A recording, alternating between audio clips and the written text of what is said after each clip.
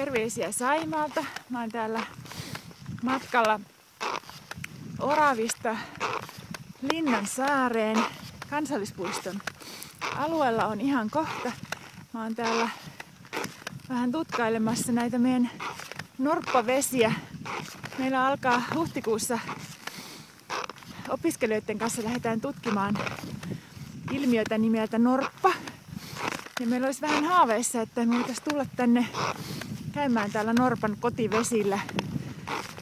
Sitten tuossa vähän keväämmällä, jos nämä jäät vaikka tästä toukokuun alkuun esimerkiksi sulaisi, niin olisi aika hienoa tulla tänne vähän tiirailemaan, että näkyisikö täällä niitä norppia tai ainakin sitten vähän katselemaan näitä norpan kotikulmia.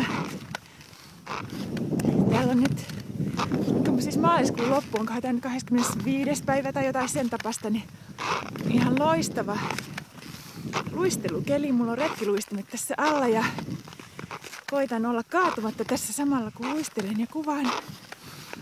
Mutta tässä äitienpäivän kieppeillä vähän suunniteltiin semmoista, että tultaisiin tänne.